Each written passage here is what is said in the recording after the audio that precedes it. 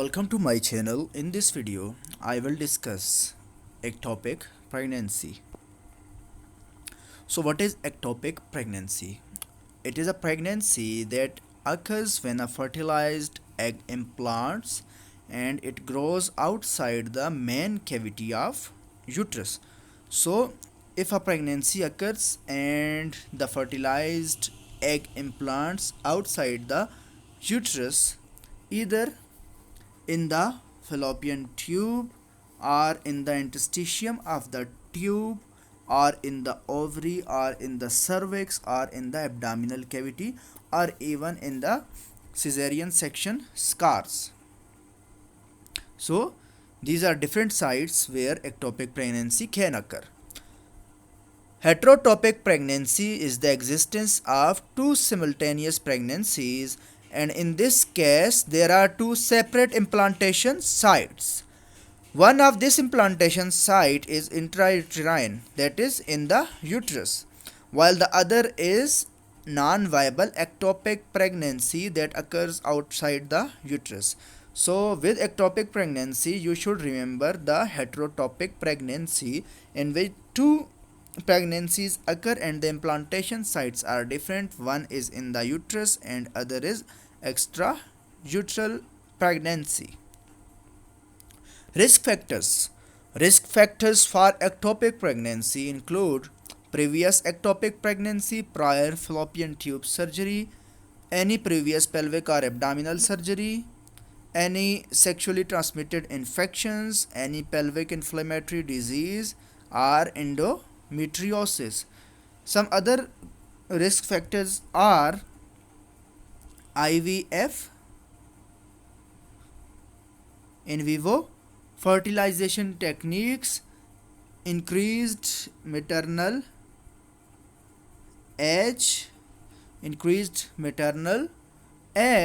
or any pelvic inflammatory disease, or use of intrauterine contraceptive devices.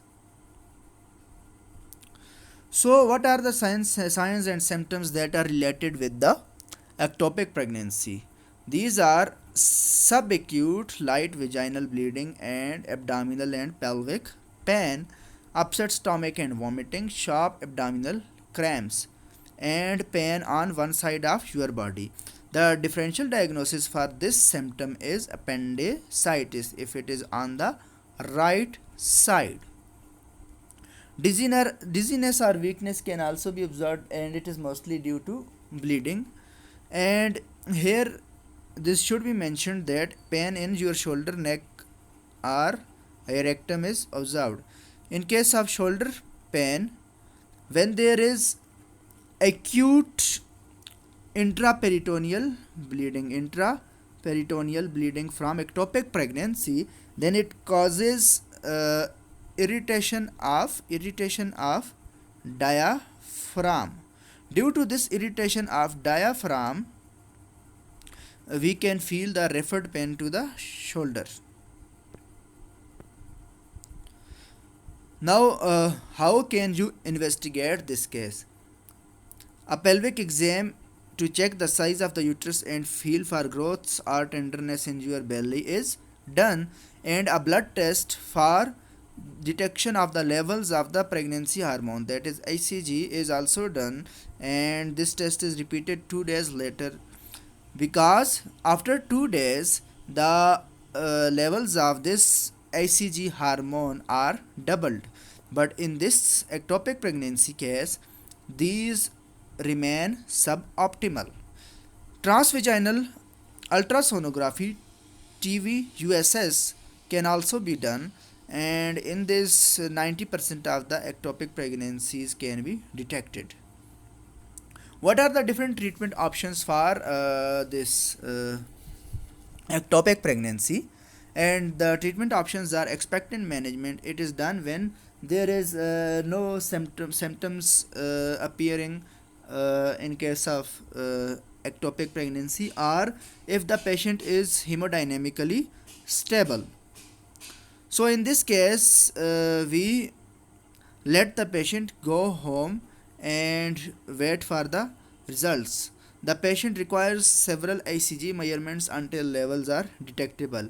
Medicines can also be given, for example, methotrexate, that is used to stop the pregnancy growing. Actually, methotrexate is uh, folic acid antagonist, and it what happens, it inhibits the deoxyribonucleic acid or DNA synthesis, and as a result it stops the pregnancy growing. It is given according to the surface area of the body, that is 50 milligrams per meter square. 50 milligrams per meter square. Then surgery can also be done, and in case of surgery we remove the ectopic pregnancy, as well as if it is in the fallopian tube, then one fallopian tube is also removed, but the condition is the other fallopian tube is intact. And if the other fallopian tube is not intact or not functional, then we do a procedure known as salpingostomy, in which only the ectopic pregnancy is removed while the fallopian tube is left intact. So this is all about ectopic pregnancy. Thank you for watching.